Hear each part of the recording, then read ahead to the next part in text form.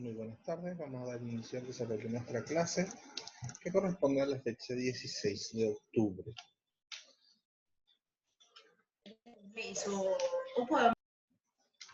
Bueno, vamos a estar viendo la parte de la unidad 2. Estamos todavía con la parte de los comprobantes. Vamos a estar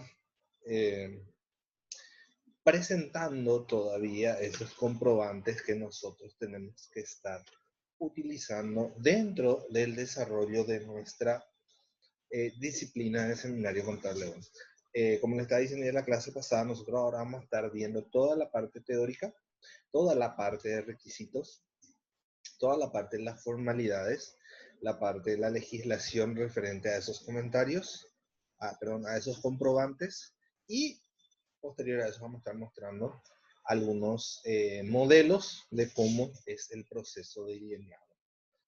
Vamos a tratar de aproximarnos lo más que se pueda a la realidad.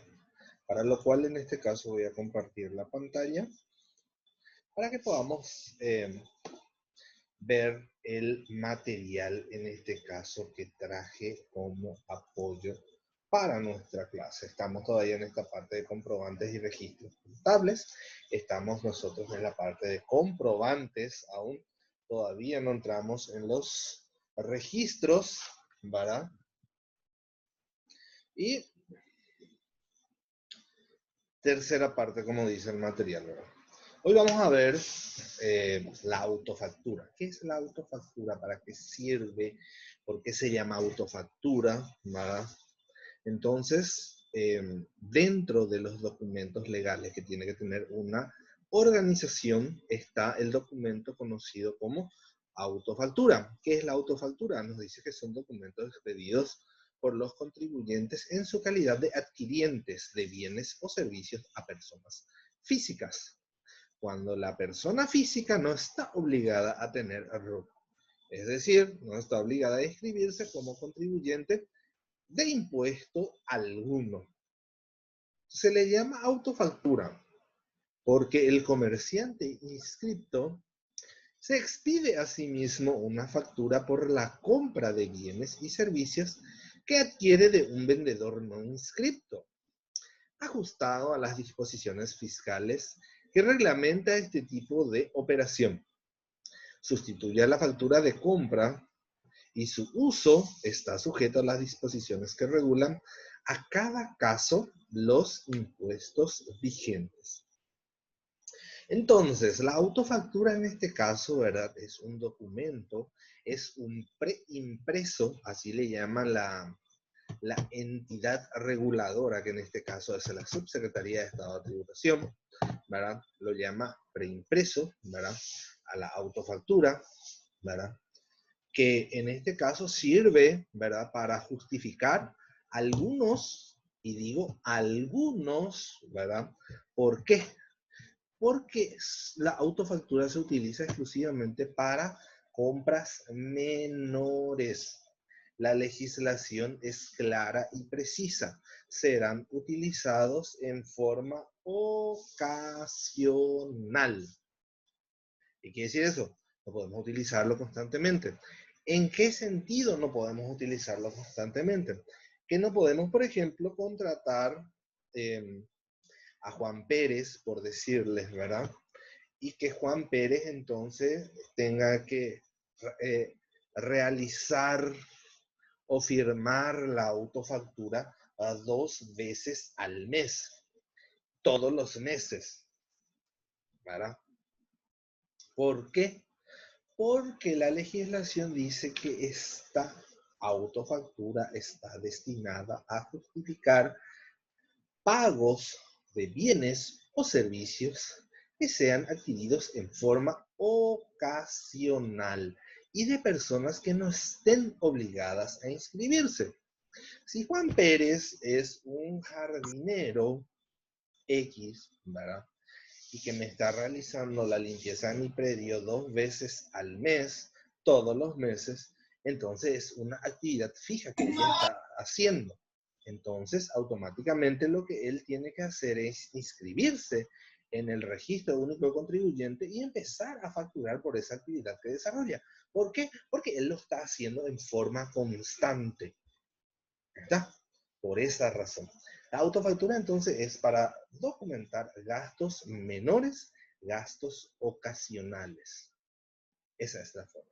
Y dice que es un documento que se expide, se autoexpide el contribuyente. ¿Por qué? Porque la autofactura está a nombre de la empresa.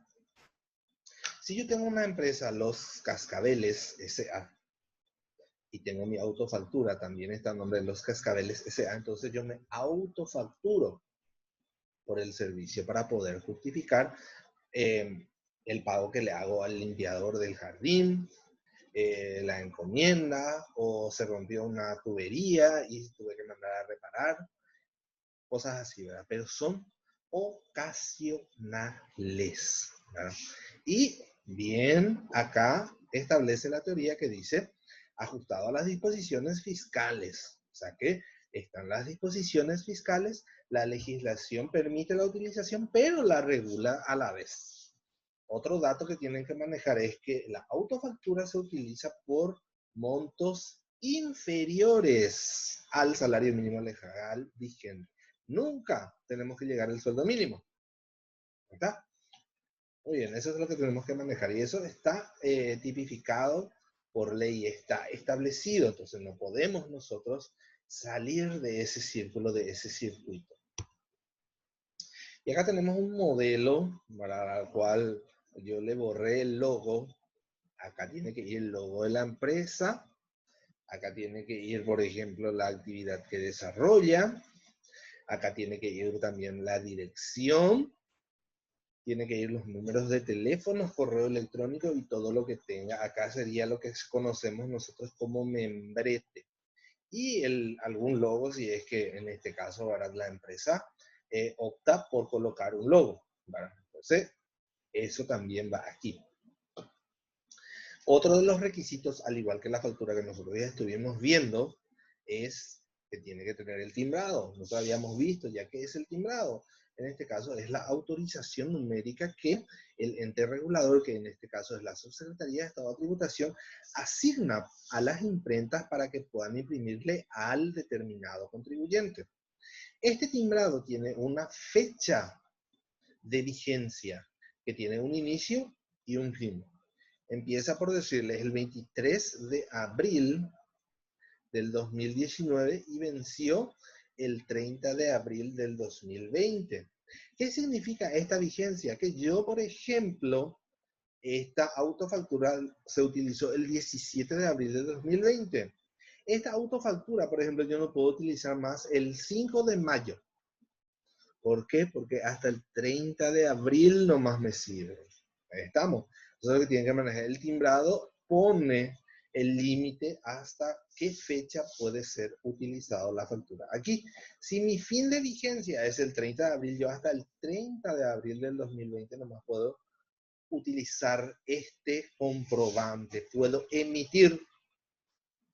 Y ojo, que la legislación también prevé de que si nosotros estamos emitiendo un comprobante fuera del periodo de vigencia, estamos también cometiendo un delito. ¿Por qué? Porque sabemos nosotros que ya no sirve y ya no se tiene que usar, ¿verdad?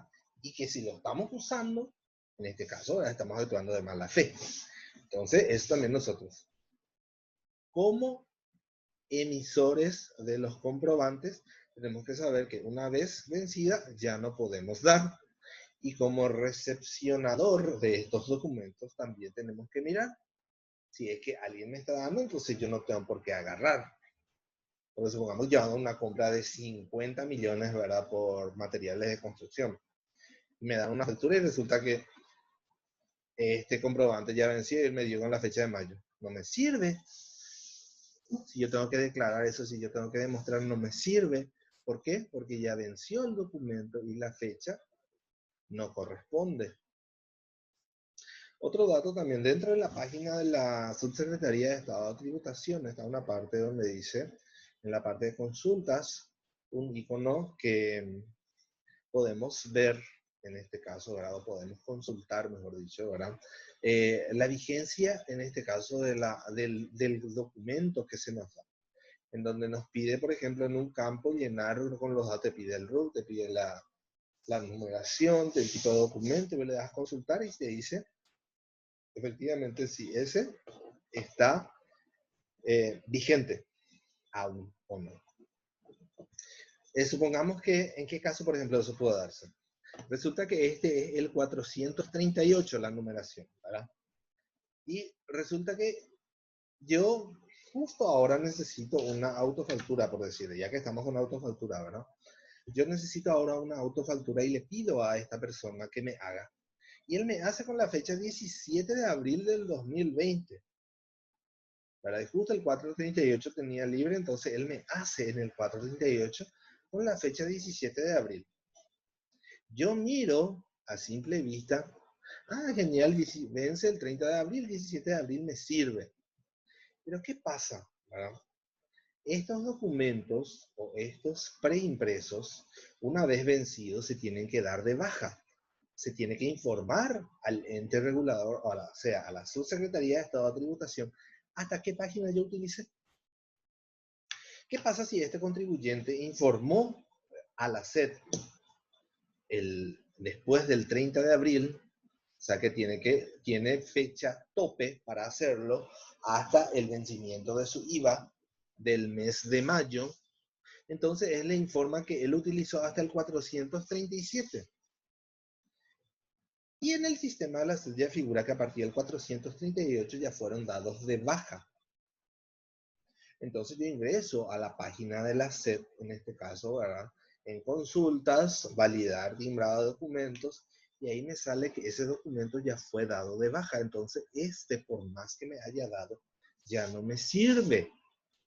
Entonces eso también para que tengan ustedes conocimiento y puedan, en este caso, ¿verdad? Validar, se entra en la página de la SED y se colocan los datos del documento y se empieza a confirmar si efectivamente esa factura que nos dio es legal, existe. Porque puede ser también que se haya dado de baja y te dé nomás, ¿verdad? Esto ocurre con las famosas compras y eso es que se suelen hacer, ¿verdad? Y les comento porque se hace. Ustedes tienen que conocer. No para hacer, simplemente para saber que si en algún momento dado les toca o les pasa o tienen la experiencia, para que sepan manejar esa situación. Bueno, ahora pasemos al siguiente punto, que es el comprobante de retención. ¿Qué es el comprobante de retención? Nos dice que el comprobante en este caso, ¿verdad?, es aquel que están obligados a emitir los agentes de retención. ¿A quiénes? A los contribuyentes. Por cada retención de impuesto que se le practican, en el cual se indican, entre otros, el monto de lo pagado o abonado en cuenta y cantidad retenida. ¿Qué quiere decir eso? De que en el comprobante de retención tiene que figurar a qué documento, primeramente, se le aplica la retención, a qué contribuyente y quién lo aplica, el monto de la facturación, el impuesto de esa facturación, y sobre ese impuesto se calcula el porcentaje de retención. Y acá hablábamos de que son, en este caso, ¿verdad?, aquellos agentes de retención obligados a emitir a los contribuyentes. ¿Quiénes son los agentes de retención?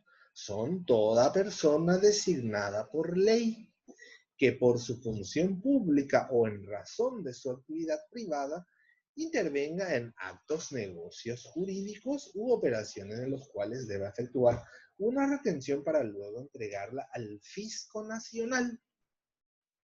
Entonces, es toda persona, hablamos de persona física o jurídica. En contabilidad 1, contabilidad 2, ya se estuvo viendo el tipo de entes, en este caso que son personas físicas y personas jurídicas, ¿verdad? En este caso son designados directamente por ley. A través de una ley, de un decreto, viene que tal empresa es agente retentor. ¿Y qué hace? Tiene la obligación, en este caso, ¿verdad?, de retener un porcentaje X de los impuestos de las facturaciones que recibe. O sea que no le paga el 100%, pero en este caso, ¿verdad?, le emite un comprobante de retención que le sirve como crédito fiscal al contribuyente que lo recibe. Los agentes de retención, ¿qué hacen con esa plata retenida? Los agentes retentores, con ese dinero que retienen, automáticamente ellos deben entregarla, en este caso, como dice acá, al fisco, directamente.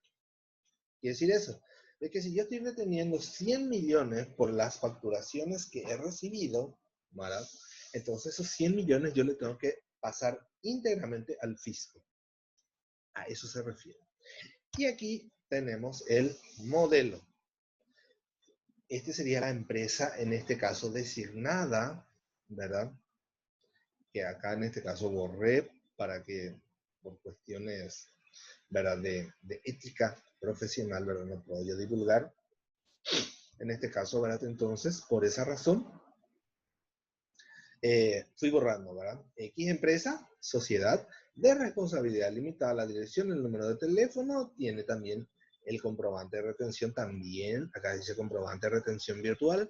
¿Por qué? Porque el comprobante de retención hoy en día se emite en forma virtual. ¿Qué quiere decir eso? Se carga en la plataforma, en la web, y se le envía directamente al correo electrónico designado en la SED por cada contribuyente. Este comprobante de retención, como pueden ver, también tiene su número de timbrado, que es la autorización. Tiene también un código de control, que en este caso se le asignan a ellos por ser virtual. Tienen su inicio de vigencia también, en este caso, desde qué tiempo ellos empiezan a emitir estos comprobantes, ¿verdad? El RUC de la empresa, la denominación de qué documento es y el número.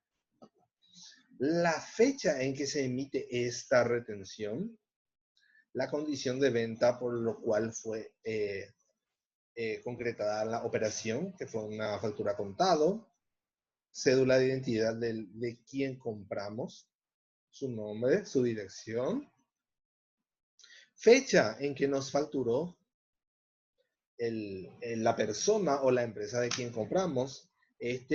Nos facturó, por decirles, el 18 de agosto del 2020. Y yo el 409 le apliqué la retención. Entonces, ¿qué es lo que hizo? Esta es la descripción de la factura, ¿verdad? Tengo un viaje de residuos, que es la descripción de la factura.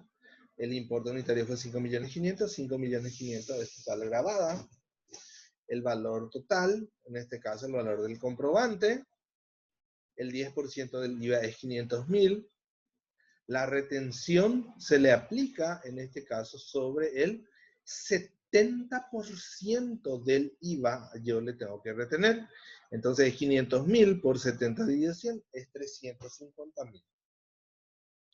Yo, cuando le voy a pagar a esta persona por su factura de 5.500.000, yo le tengo que restar ya los 350.000, que es el importe retenido, y yo le voy a emitir un cheque, o le voy a hacer una transferencia, o le voy a pagar 5.150.000 nada más este comprobante que le va a llegar a su correo. Esa es la forma de trabajar con las retenciones, siempre para que tengan en cuenta. Y estas retenciones se declaran dentro del formulario 120, hacia la última parte, en el casillero en el campo 47, si mal no recuerdo. Bueno, la parte de liquidación de impuestos ya está.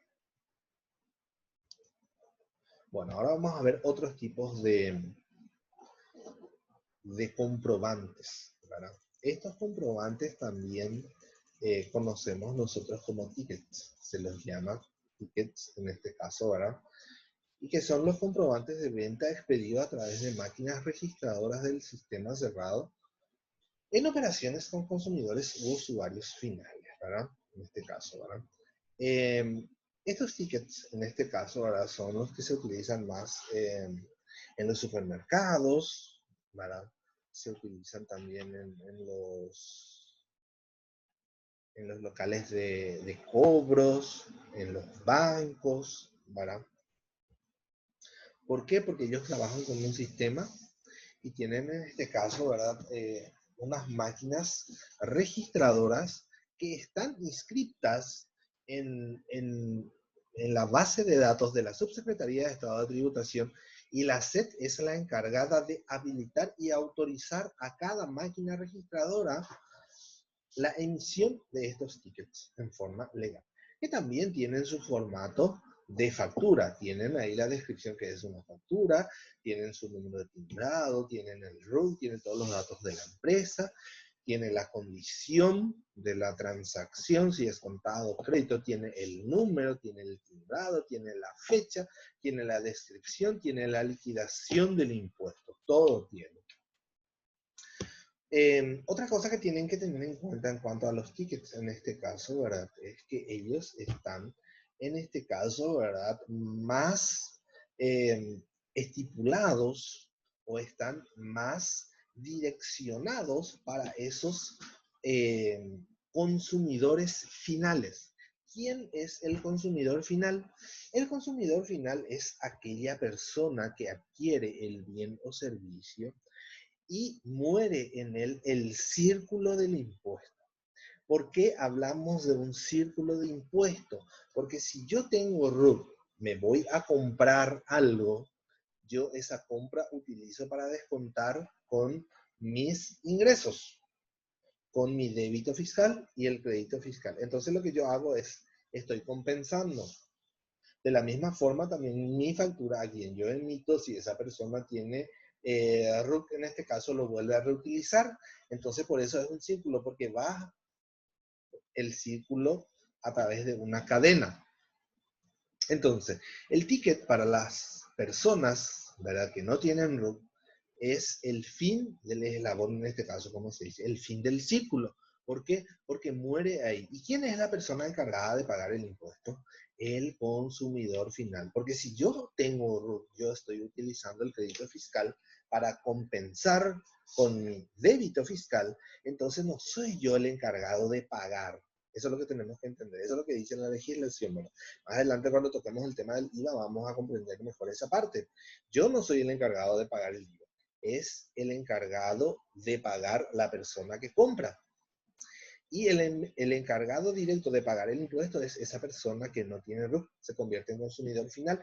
Él absorbe toda la carga. ¿Por qué? Porque muere en él el círculo y él no vuelve a utilizar. Eso en cuanto a los tickets, ¿verdad? Que famoso, las personas que compran en el supermercado y piden tickets nomás dicen, ¿verdad? Entonces, ellos son los consumidores finales. Pasamos a otro punto que es, en este caso, la nota de crédito. ¿Qué es la nota de crédito? La nota de crédito es un documento expedido para anular operaciones, aceptar devoluciones y conceder descuentos o bonificaciones efectuados con posterioridad a la fecha del comprobante de venta, ¿verdad? Famoso este tema, ¿verdad? Nosotros emitimos una factura por el total, después resulta que no era el producto que querían, no era la cantidad que él quería, no llegó en óptimas condiciones, entonces él tiene que devolver una parte de lo que ya compró. Entonces, para no anular toda la factura y volver a facturar, ¿verdad? Porque puede darse el caso de que ya efectivamente se liquidó el impuesto por esa venta que se realizó. Entonces, ¿qué es lo que corresponde hacer? Hacer una nota de crédito por la diferencia de vuelta, en este caso, ¿verdad? O yo le quiero hacer un descuento después, ¿verdad?, de haberle facturado por pronto pago. Entonces emito una nota de crédito que me obliga en este caso a descontar de mis ventas. Estas notas de crédito también son documentos oficiales, ¿verdad?, que nosotros justamente acá presentamos un modelo, que es de Repuestos Fernández S.A. Tienen todos los datos, la dirección, número de teléfono y qué es lo que hacen. Las notas de crédito, también como los otros documentos preimpresos, tienen establecido sus respectivos timbrados, que es la habilitación que dijimos ya hace rato. Tienen en este caso, ¿verdad?, el periodo de validez, en este caso, ¿verdad?, desde hasta. Tienen el RUC, en este caso, ¿verdad?, acá pone como referencia, esto es una copia del libro, tiene todavía el RUC viejo. ¿Se acuerdan que anteriormente, antes de que fuera, en este caso, ¿verdad?, modernizado el sistema tributario paraguayo, ¿verdad?, el RUC venía con letras seguidas de unos números y finalmente tenía otra vez una letra. Ese era el RUC en su formato viejo. Una vez que se ha modernizado el sistema tributario paraguayo, entonces el RUC se convirtió directamente para personas físicas en su número de documento, ¿verdad? Bueno, tiene también la numeración que es de 13 dígitos siempre, ¿verdad? Acá tiene la fecha de emisión, el comprobante de venta, en este caso, ¿verdad?, se tiene que registrar a qué factura de venta yo voy a recibir o voy a emitir una nota de crédito. Yo tengo que colocar acá la factura número 002, 001, 00, 54, 728. El nombre, en este caso, fue Automotores Asunción S.A. el que compró de mí, su RUC fue XX, acá la descripción. Justamente fueron 2 baterías de 180.000 guaraníes que esta persona me devolvió por A, B o C motivos. 180 por 2, 360, vuelve, se hace el mismo proceso de llenado de comprobante. La cantidad, la descripción, el precio unitario, cantidad por precio unitario, grabada a 10, bajan el subtotal, en este caso habrá el importe 360 acá. Acá tendría que haber, en este caso, según el formato del comprobante, va a pedir que sea en letras, entonces escribimos acá 360.000 y se hace la liquidación, tachamos el campo del 5% y 360 dividido 11 me da 32.727 y va otra vez al total. Y ahí entrego, en este caso, ¿verdad?, la nota de crédito al comprador, en este caso al beneficiario específico, sobre el descuento. Esta nota de crédito también tiene que ser entregada a contabilidad. ¿Por qué? Porque tiene que ser también registrado, tiene que ser contabilizado. Las notas de crédito que yo, hablando yo como contribuyente, yo le vendí a Automotores Asunción las baterías, ¿verdad? Le vendí por 3.600.000. Yo tengo una factura por 3.600.000. Le emito ahora una nota de crédito por 360.000. Esta nota de crédito yo tengo que registrar junto con las ventas dentro de mi formulario 120. No es que yo directamente voy a descontar, no, yo tenía 3.600.000 menos 360 y eso nomás ya es lo que voy a registrar en mi 120 como ventas, ¿verdad? Eso no es así. Yo en mis ventas voy a colocar los 3.600.000 por la facturación total que le hice. Esta nota de crédito de 360.000 yo voy a ubicar entre las compras. ¿Por qué? Porque este es un impuesto que vuelve a mí. ¿Se dan cuenta? Yo el otro vendí por un total y ahora vuelve esto a mí. Entonces es como una compra. Las notas de crédito que yo contribuyente emito en mi declaración jurada es como una compra. Y las notas de crédito que yo recibo por las compras efectuadas para de los proveedores, yo esas notas de crédito tengo que incluirlas como ventas. ¿Se dan cuenta del circuito? Las notas de crédito que yo doy por mis ventas, yo las debo incluir como compras. Y las notas de crédito que me dan mis proveedores por las compras que yo hago, yo las tengo que incluir como ventas. Y eso nosotros vamos a encontrar dentro del formulario 120. ¿Por qué? Porque ahí me dice, ahí me establece por devoluciones efectuadas o compras por la tasa grabada, bla, bla, bla. Está dentro del formulario. Bueno. Vamos ahora a la nota de débito. ¿Qué es la nota de débito? La nota de débito nos dice que es un documento que se expide, en este caso, ¿verdad?, para recuperar costos o gastos incurridos, ¿verdad?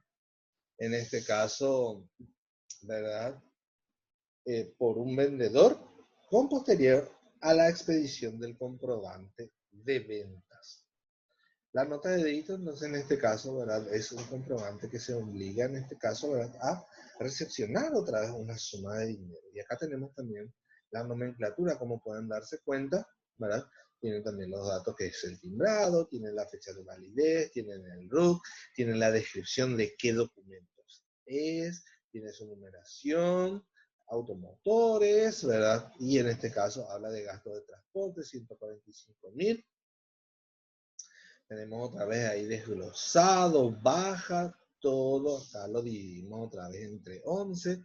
Cuando nosotros estamos llenando un comprobante, ¿verdad?, y si es una grabada 10, lo tenemos que dividir entre 11 para llenar este impuesto. Si es una grabada 5 y tiene que ir acá, lo dividimos entre 21.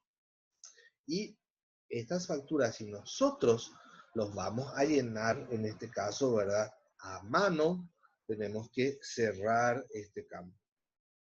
¿Por qué?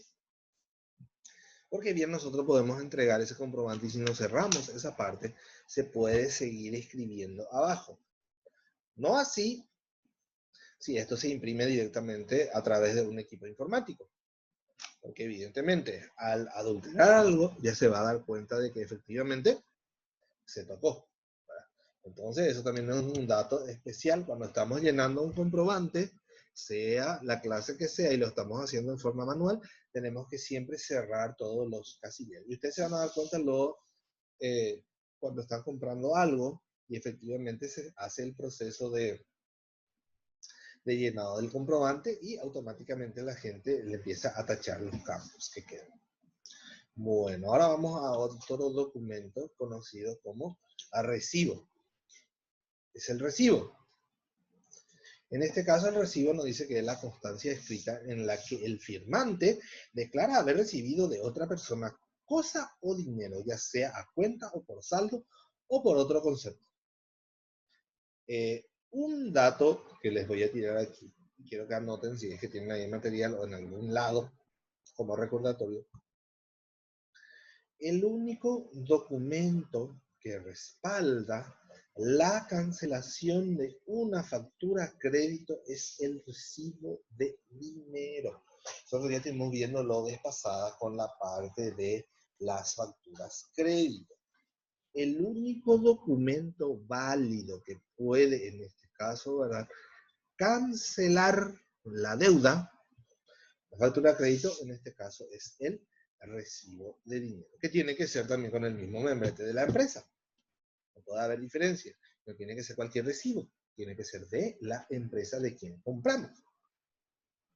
¿Cuáles son los requisitos?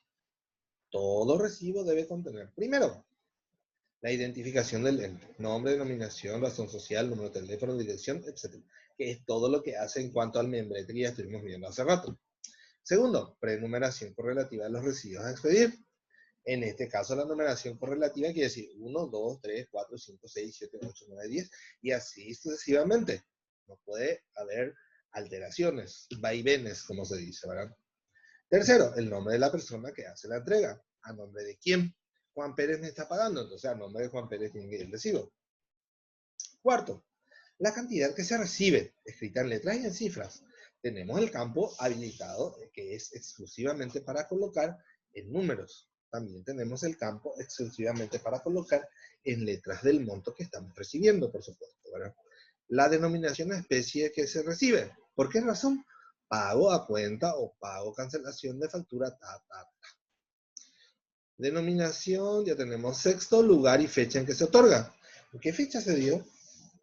Y firma, en este caso, la persona que está haciendo el recibo. La importancia. El recibo da fe y justifica la anotación que se ha hecho en los libros de contabilidad. Su importancia es innegable porque permite demostrar la entrega de dinero u otra cosa que lo ha firmado. Es lo que le estaba diciendo. Es el único documento que avala o que certifica que evidentemente se estuvo cancelando una determinada obligación. Y acá tenemos un modelo de recibo de dinero. Como se dan cuenta, tiene el membrete, el logo, los datos necesarios, el monto para colocar en guaraníes del importe recibido, el número, la fecha, el nombre de quién, la cantidad en letras, por qué razón y la firma. Pagaré. ¿Qué es el pagaré? El pagaré es una promesa escrita por la cual una persona se obliga a pagar a otra a su orden o fecha determinada cierta suma de dinero. Pagaré es un documento que se tiene que tener en este caso.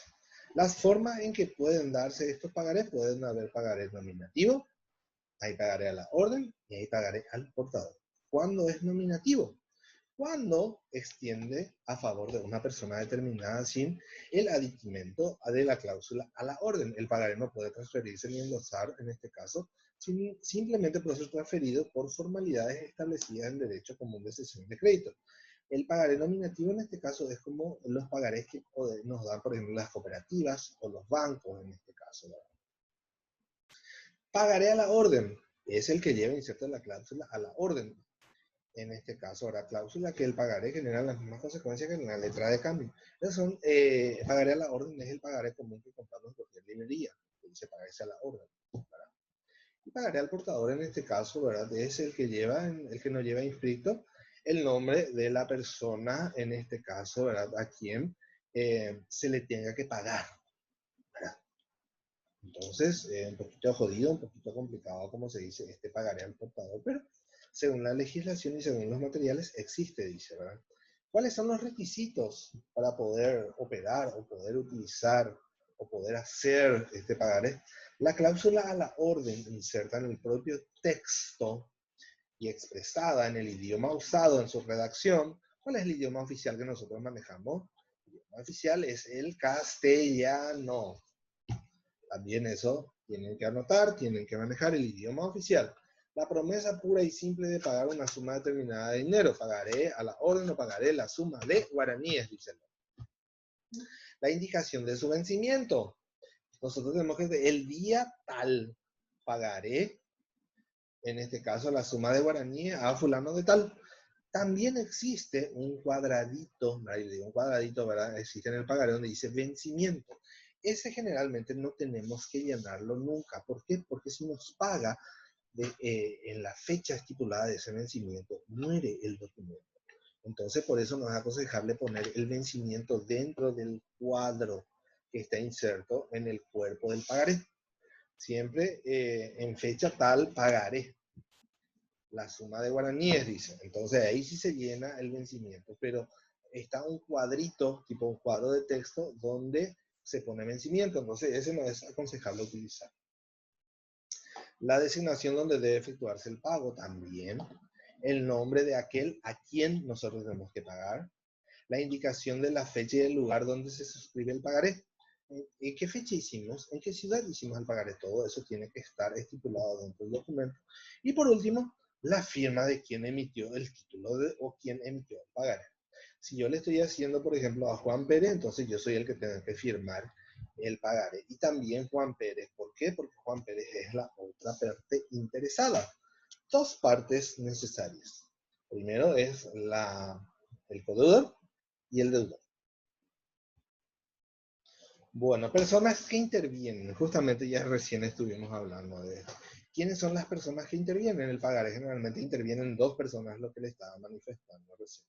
Primero, ¿quién es? El tomador o beneficiario a cuyo favor se ha extendido el documento. Número dos sería el firmante, el deudor o el pagador. Entonces acá el que da y acá el que recibe. Y acá tenemos un modelo de pagaré que tiene el número, la fecha, vencimiento. Este es lo que no tenemos que llenar. Este guaraní es el día tal, pagaré los montos. Todo esto se llena. Este vencimiento es lo que tenemos que tratar de no llenar para que no prescriba el documento en el caso que no se pague a la fecha estipulada.